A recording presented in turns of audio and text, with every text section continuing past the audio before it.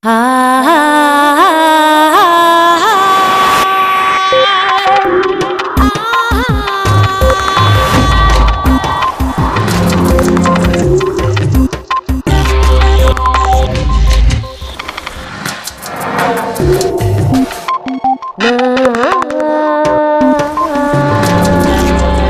lo que siempre había pensado sobre el cerebro ha resultado no ser cierto tras estudiarlo a fondo.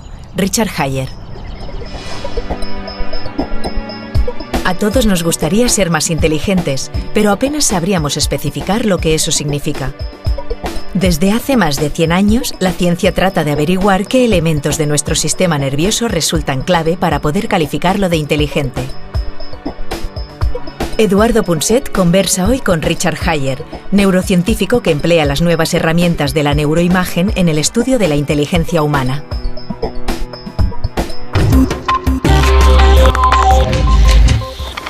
Con la inteligencia está ocurriendo algo muy parecido al estudio de las emociones. En cuanto la ciencia pudo medir algo de los mecanismos emocionales, entonces la ciencia entró paulatinamente en el estudio de las emociones básicas y universales. Bien, pero con la inteligencia ha pasado algo multiplicado por 1000. Allí las posibilidades de medir son inauditas y lo verán en este programa. Y esto ha hecho que la ciencia entrara a saco. Y de una situación en la que lo único que sabíamos, intuíamos, es que la inteligencia a lo mejor tenía algo que ver con el volumen, el tamaño del cerebro, hemos pasado a una situación en la que prácticamente, agárrense, podremos leer lo que la gente está pensando.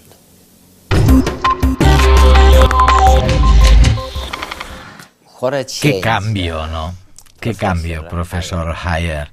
En este tema de la inteligencia, hace 10 años todo el mundo estaba convencido de que dependía del tamaño del cerebro. Cuanto mayor era el cerebro, mayor era la inteligencia. Y ahora la situación es difícil porque por lo visto no hay ninguna región cerebral que sea responsable de la inteligencia. Estudiáis la sustancia gris, la sustancia blanca. ¿Qué ha ocurrido? Siempre es complicado, nunca es simple. Cuanto más aprendemos, más se complica la cosa. Como dices, hace 10 años se hablaba del tamaño del cerebro. Pero cuando yo empecé, hace 25 años, la polémica era si se podía estudiar científicamente algo como la inteligencia. Es verdad. Circulaban nociones distintas de lo que podía ser la inteligencia en cuanto a las pruebas para determinar el cociente intelectual. Estos test han estado disponibles desde hace unos 100 años, pero no estaban muy bien considerados por el público, aunque funcionen bastante bien. Había muchísima controversia sobre si la inteligencia se podía medir o estudiar científicamente o no. Ahora, 25 años más tarde, utilizamos la tecnología médica más avanzada de neuroimagen para estudiar el cerebro. Y por tanto podemos ver su interior con todo lujo de detalles, tanto en lo referente a la estructura como a la función cerebral. Pero además, podemos relacionar las partes del cerebro con los test de inteligencia y otras maneras de medir la inteligencia. Es divertido ver cómo las empresas, los psicólogos, los asesores, todos han descubierto que estos test de inteligencia funcionan, que cumplen su objetivo. Ok. Pero mientras hablabas, me acordaba que lo mismo ha ocurrido con las emociones, ¿sabes? Entiendo perfectamente por qué las personas pueden beneficiarse del estudio de las emociones, de la gestión de las emociones básicas. Pero, ¿de qué sirve investigar la inteligencia? ¿Cuál es el objetivo? ¿Es por motivos sanitarios? ¿Educativos? La inteligencia es uno de los fenómenos más complejos del cerebro. Según mi definición, la inteligencia establece diferencias entre las personas en lo bien que aprenden, recuerdan y razonan. Tenemos diferencias en esos ámbitos y también personas con retraso mental. ¿No estaría bien entender qué es lo que no acaba de funcionar en su cerebro para intentar encontrar un tratamiento? ¿Y no sería útil para todo el mundo si pudiéramos aumentar nuestra inteligencia, si entendiéramos los procesos biológicos del cerebro que conducen a la inteligencia? ¿Acaso no te gustaría ser más inteligente? Ya eres muy inteligente, pero ¿no te gustaría serlo más? Seguro. Sí, ¿verdad? Y ahora déjame preguntarte lo siguiente. Imagina que entendiéramos los procesos biológicos del cerebro que conducen a la inteligencia y pudiéramos desarrollar una pastilla que actuara sobre los factores de crecimiento en el cerebro que determinan la sustancia gris y la estructuración cerebral en las zonas relevantes para la inteligencia. No es inconcebible, ¿no? No, no es inconcebible. No. Mi pregunta es, ¿cuánto estarías dispuesto a pagar por una pastilla que aumentara tu cociente intelectual? Hombre, pagaría algo más de lo que pagaría por un iPhone, por ejemplo. Sí. Claro, es increíble lo que estás diciendo, ¿no? Dijiste en algún lugar, no recuerdo dónde ahora, que si se analiza el funcionamiento cerebral con estas nuevas técnicas de neuroimagen en una persona que mira un vídeo, se puede saber de qué va el vídeo, o podremos saberlo bastante pronto, ¿no? Mirando el cerebro. Hay muchos grupos que trabajan en todo el mundo con este problema tan complejo e intentan analizar imágenes del cerebro para ver cómo cambian mientras alguien ve un vídeo. Y luego ve si solamente con las imágenes del cerebro se puede inferir qué es lo que está viendo la persona. La posibilidad de hacerlo está ahí. Es decir, sería como leer la mente. No sé cuánto tiempo tardaremos en lograrlo, pero sí sé que ha habido algún progreso. Hay otra explicación de la base cerebral de la inteligencia que tú denominas el enfoque de la eficiencia en la inteligencia, o algo así, no recuerdo bien exactamente. ¿Pero a qué te referías cuando hablabas de esto? Hace 20 años hicimos uno de los primeros estudios con neuroimagen para analizar lo que hace el cerebro cuando una persona soluciona problemas difíciles, problemas de razonamiento abstracto y no verbal, como reconocimiento de patrones. Patrones. Sí, problemas muy difíciles. Y lo que descubrimos fue una gran sorpresa. No nos lo esperábamos. Cuanto más duro trabajaba su cerebro, peor lo hacían. Y cuanto mejores resultados tenían en la prueba, menos trabajaba su cerebro. Fue una gran sorpresa. Pensábamos que sucedería lo contrario. Nuestra manera de interpretarlo fue que lo que te hace inteligente no es la intensidad con la que trabaja tu cerebro, sino la eficiencia de su funcionamiento. Y nos hemos pasado los últimos 20 años investigando esta noción de eficiencia cerebral. Otra cosa que me parece fascinante de los resultados de vuestra investigación es que decís que la base cerebral de la inteligencia tiene mucho que ver con la memoria, la atención y el lenguaje. Sí. Hablaremos luego del lenguaje. Muy bien. Pero, ¿a qué os referís cuando decís que la base cerebral de la inteligencia tiene mucho que ver con la memoria? ¿Por qué? Hemos estado estudiando qué partes del cerebro se relacionan con las puntuaciones en los test de inteligencia. El motivo por el que los test que miden el cociente intelectual funcionan tan bien es porque incluyen una muestra de los distintos tipos de habilidades mentales que tienen las personas. Cuando correlacionamos la puntuación en los test de inteligencia con la cantidad de tejido cerebral, la cantidad de sustancia gris del cerebro, buscamos las partes cerebrales en las que hay una mayor relación. Es decir, aquellas en las que cuanta más sustancia gris hay, mayor es la puntuación. Y lo encontramos en algunas áreas cerebrales, distribuidas por todo el cerebro, pero ubicadas en las mismas zonas que la memoria, la atención y el lenguaje. ¿Y el lenguaje? Por tanto, creemos que la inteligencia de los seres humanos se construye sobre esos procesos psicológicos básicos. Cada día nos cruzamos con pequeños héroes que poseen grandes capacidades, si bien no nos damos cuenta y lo consideramos normal. Mira, justo detrás de tu taza de café hay uno de ellos. Yendo y viniendo de un lado a otro del restaurante, los camareros poseen increíbles memorias que les capacitan para recordar un gran número de peticiones y caras de clientes. Una habilidad desarrollada a través del continuo ejercicio de sus funciones al servicio de lo que deseamos. Yo quiero un té con limón. Un cortado corto de café. Cortado corto de café. Agua con gas con una rodaja de limón. Un café con leche la leche natural. Un té con limón. Pero, ¿cómo lo hacen?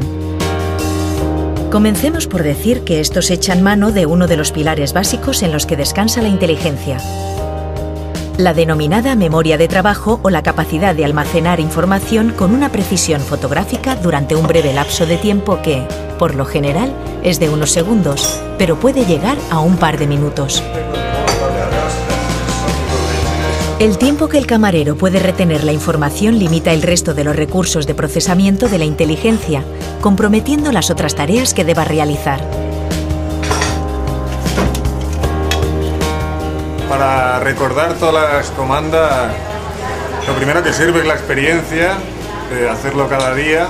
Si es una mesa grande que hay 6 personas, intento quedarme con la cara para llevarle lo que me ha pedido a esa persona. Intento también recordar a algún amigo si toma algo y asociarlo a él. Dos como yo, dos como mi amigo tal. Sí. Digo, esta va a ser tiquismiquis y se me lo va a pedir descafeinado, descremado, desnatado, con sacarina.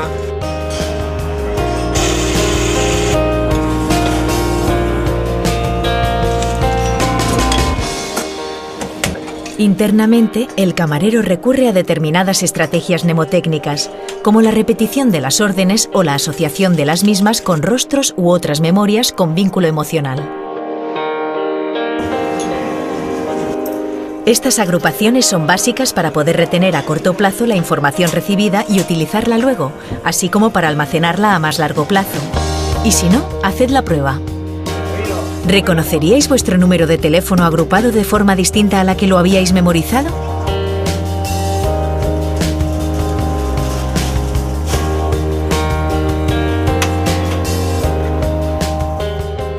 Me has mencionado la sustancia gris. Eso nos lleva a otra pregunta fascinante. La sustancia gris aparentemente, corrígeme si me equivoco, parece variar según el sexo. Los hombres tienen más sustancia gris y menos sustancia blanca que las mujeres. Es así, ¿no? Hay esta diferencia entre los sexos. Eduardo, es una pregunta complicada. Sí, algo. Para empezar, como promedio, los hombres tienen el cerebro más grande que las mujeres. Pero se trata de un promedio y es una diferencia pequeñísima. Muchas mujeres tienen el cerebro más grande que muchos hombres. Hay mucho solapamiento. Y los hombres y las mujeres tienen la misma inteligencia. Pero cerebros distintos. Cerebros distintos, sí. Así que la pregunta es, ¿de cuántas maneras distintas puede organizarse un cerebro para la inteligencia? Al parecer, el cerebro se organiza de una manera en los hombres y de otra manera ligeramente distinta en las mujeres con la misma inteligencia. Y la razón por la que es importante no es para estudiar las diferencias entre hombres y mujeres, sino porque esto demuestra que el cerebro es muy flexible y que tiene distintas maneras de hacer lo mismo. Pero siempre que hablamos de diferencias entre hombres y mujeres en el cerebro o en una actividad mental, debemos tener claro que hay más similitudes y coincidencias que diferencias. No se puede mirar un cerebro y decir, este es el cerebro de un hombre, o ese es el cerebro de una mujer. Hasta ahora la inteligencia era como el alma, difícil de definir y más aún de situar, si bien, hoy en día, es posible vislumbrar su actividad. Las técnicas de visualización nos han permitido ver que no existe un centro en donde resida la inteligencia, sino diversas áreas relacionadas con ella, principalmente en los lóbulos parietal y frontal, así como en el cuerpo cingulado anterior. áreas que están más densamente desarrolladas en cerebros geniales como el de Einstein. Además, a este nivel, el de la genialidad, se da otra curiosa característica. Y es que en promedio no hay diferencia entre la inteligencia de un hombre y una mujer, pero entre los genios son más escasas las mujeres y solo 1 por cada 10 hombres alcanza esas cotas de inteligencia. A lo que hay que añadir que esas excepcionales féminas lo logran a través de la activación de áreas cerebrales distintas que los hombres. Así, en el hombre, la mayor parte de la materia gris, el procesador, implicada en la resolución de problemas, se encuentra en el lóbulo temporal, en una de las áreas relacionadas con el lenguaje, el área de Wernicke. Mientras que en las mujeres, la materia gris que se encuentra correlacionada con la inteligencia se halla en el área de Broca, también implicada en el lenguaje. Además, la materia blanca, compuesta por los axones de las neuronas que conectan entre sí partes distantes del córtex, se presenta mucho más organizada en determinadas áreas en las personas de gran inteligencia. Y es que esta no solo requiere capacidad de procesamiento, sino también velocidad. Y la materia blanca del cerebro corresponde a las vías de alta velocidad. Por tanto, el cerebro de las mujeres más geniales presenta más materia blanca ordenada que el del hombre, en especial en el lóbulo frontal. Ya que mientras uno basa su inteligencia en la potencia de su procesador, en la otra prima la velocidad, y sin embargo, tanto si estas dos capacidades son elevadas como si una de ellas es mayor que la otra, se alcanzan los mismos niveles de inteligencia.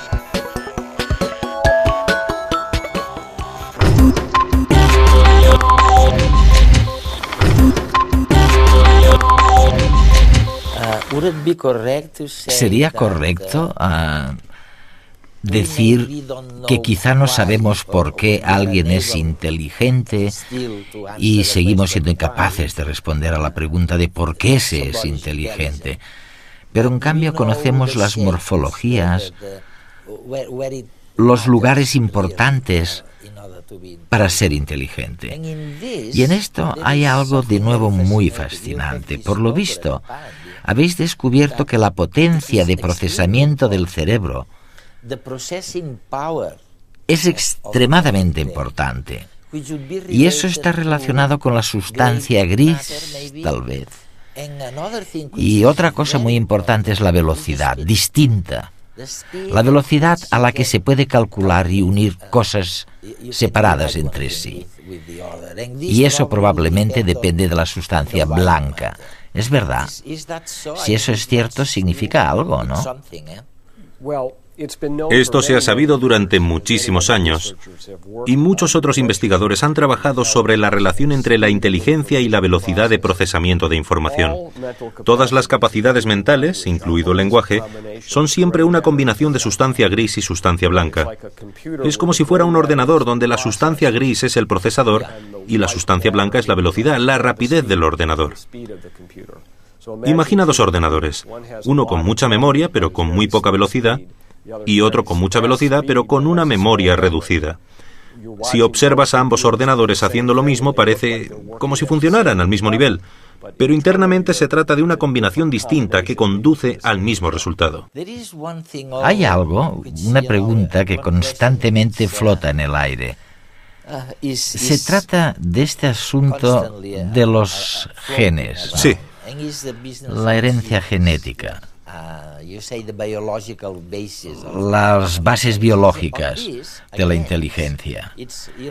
Según se dice, es o son los genes la base de la inteligencia. En este punto, nuevamente, lo maravilloso de tu investigación es que demuestras con enorme modestia lo complicado que es, y que las cosas no son tan sencillas como la gente piensa. Uno de los aspectos complicados es que cuando estudiamos los casos de gemelos, entonces sí, no hay ninguna duda. Si son gemelos idénticos, su inteligencia suele ser muy parecida. O sea que los genes serían importantes. Sabemos que la inteligencia, según se mide por los test, es hereditaria. Y lo sabemos por estudios no solo de gemelos idénticos, sino sino de gemelos idénticos separados en el momento de nacimiento y criados por familias distintas. De adultos, su cociente intelectual no está relacionado con las personas que los han criado, sino con su gemelo, aunque no lo hayan conocido nunca antes. ¿Cuál sería el experimento que te gustaría que comentáramos sobre la inteligencia, ¿no? Aquel tipo de experimento que pudiera explicarle a los telespectadores algo que no supieran sobre la inteligencia. Déjame que te cuente uno de mis experimentos favoritos que hicimos hace muchos años. En 1992, después de descubrir por primera vez esta relación de eficiencia. Nos preguntamos qué es lo que hace que un cerebro sea eficiente y si esto... Bueno, si es esto lo que sucede cuando uno aprende algo complicado. Hicimos un experimento para estudiarlo en varias personas. Les enseñamos a jugar a un videojuego durante unos minutos y después obtuvimos imágenes de su cerebro mientras jugaban. A continuación les pedimos que practicaran el juego durante 50 días. 50, sí, y mejoraron muchísimo. Luego volvimos a obtener imágenes de su cerebro. El juego que utilizamos fue el Tetris, que hoy en día es famosísimo. Pero cuando hicimos el experimento en 1992 no era tan conocido. Lo que vimos fue que la segunda vez que jugaron a Tetris, después de 50 días de práctica, las imágenes de su cerebro mostraron menos actividad. ¿Menos? Sí, incluso aunque el juego era más rápido y más difícil. Se habían acostumbrado. Eso es, así demostramos que el cerebro se vuelve eficiente. De hecho, les hicimos a los participantes una prueba de inteligencia. Y cuanto mayor era su puntuación en el test, más eficientes se volvieron sus cerebros. El experimento demuestra que el cerebro se vuelve más eficiente cuando aprendemos algo complicado y que esto tiene algún tipo de relación con la inteligencia. Frente a grandes problemas, el cerebro que mejor resuelve no es el que más se devana, sino el que menos trabaja, mostrándose relajadamente más eficaz. Sin embargo, para esa relajación cerebral es indispensable llevar a cabo un aprendizaje previo, a menudo tedioso, hasta desarrollar ese talento ordinario o extraordinario que poseemos.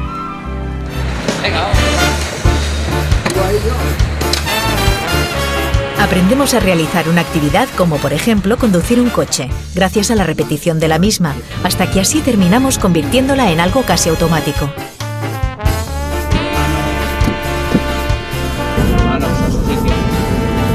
Con cada clase, nuestro cerebro se va familiarizando, sin notarlo, con las distintas variables implicadas en la conducción. Ensayos que más tarde nos ayudarán a afrontar y tomar decisiones, a veces vitales, en cuestión de segundos. En una incorporación, el cerebro localiza las posiciones espaciotemporales de los otros coches, mientras que rescata de la memoria el uso de los pedales y las marchas, los retrovisores y luces. Y además, toma decisiones para mover nuestros músculos llevando a cabo todas las acciones necesarias. Una multiplicidad de cálculos que el cerebro procede a realizar en un instante gracias a otro tipo de memoria, denominada procedural, que crea un cierto automatismo a través del aprendizaje. Así, repitiendo y repitiendo las mismas situaciones externas y las mismas respuestas internas, conseguiremos cierta destreza en cualquier actividad. Segunda, Silvia. Silvia, segunda, que eso es cuarta, Silvia. Vamos, que cámbiala. Una destreza que se refleja en el cerebro en un menor consumo energético a la hora de realizar esa actividad de nuevo, lo cual es especialmente cierto en individuos con una inteligencia superior a lo normal. Aquí tenemos a un jugador novato. Está aprendiendo a jugar. Cada una de las formas va apareciendo en la parte superior de la pantalla y el jugador la desplaza a la derecha o a la izquierda, o la rota.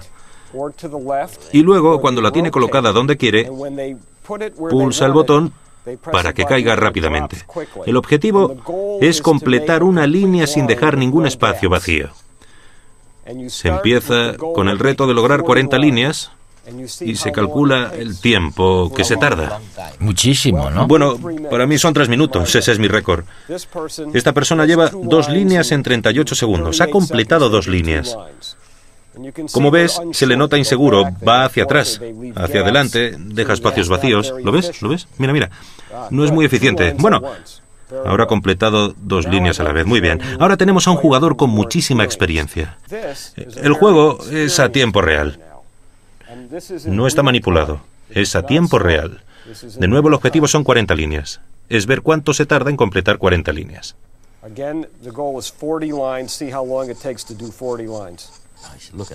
Fíjate. A tiempo real. ¿Ves como cada forma nueva? Sin errores, 4 líneas a la vez. Mira. Ninguno. Ni un error, oye. Sí, y mira qué rápido. Tiene el récord del mundo, supongo, Sí, tiene el récord del mundo en la versión online.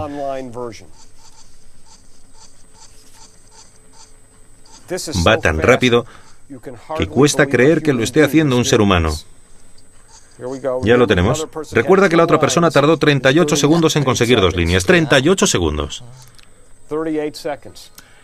Increíble. Es fabuloso. ¿Cómo lo hace el cerebro? Imagina que pudiéramos sacar imágenes del cerebro mientras esta persona juega a Tetris así. ¿No sería interesante? Incluso al hacer algo sencillo, una tarea sencilla, hay una nueva manera de obtener imágenes del cerebro que se llama magnetoencefalograma o MEC. Eso es. Y se pueden obtener imágenes milisegundo a milisegundo de la actividad cerebral para ver cómo se transmite la actividad de un lugar a otro en el cerebro. Aquí verás lo que pasa un segundo después de que aparezca una luz en la pantalla. La persona tiene que apretar un botón si la luz sale por la derecha y otro botón si la luz sale por la izquierda. Una persona, un destello de luz, un segundo. El proceso está ralentizado para que pueda analizarse con más claridad. Y la pregunta sería, ¿qué partes del cerebro toman esta decisión tan sencilla? Vaya, oye, primero fue esta zona, ¿no? Sí. Te lo volveré a enseñar e iré deteniéndolo. Alrededor de 195 milisegundos después de que se encienda la luz, la zona visual está muy activa porque la zona visual ha visto la luz. Luego, se activa la zona de la memoria. La persona recuerda este botón para esto y este botón para aquello. Y ahora vemos cómo se ilumina la zona motora, porque está moviendo el dedo para pulsar. Tienes la parte visual, luego la memoria y luego la parte motora, ¿no? Es increíble, Sí. oye. Pero ahora mira la parte frontal. Es la región verbal del cerebro, que se activa tras solamente 510 milisegundos, medio segundo. Mira cómo circula la información por el cerebro. Y después, tras 800 o 900 milisegundos, todo se queda muy tranquilo. Imagina lo que pasaría si pudiéramos obtener imágenes así, mientras alguien está jugando al Tetris y tomando todas estas decisiones tan complicadas. Bueno, la verdad es que cuando nos encontramos, y parece increíble, ¿no? Cuando nos encontramos con alguien inteligente, reconocemos enseguida que es inteligente. Decimos, esta persona es inteligente. Ahora, que no nos pidan qué es ser inteligente, porque todavía no lo sabemos muy bien y todavía sabemos menos por qué uno es inteligente y el otro lo es algo menos. Tenemos algunas aproximaciones, y es lo que hemos visto en este programa, que nos explican el comportamiento inteligente o no inteligente de grupos, de colectivos, pero no necesariamente de individuos. A veces pienso, a medida que me hago mayor, que si aprendo una cosa nueva tengo que olvidar otra antigua. Richard Hayer.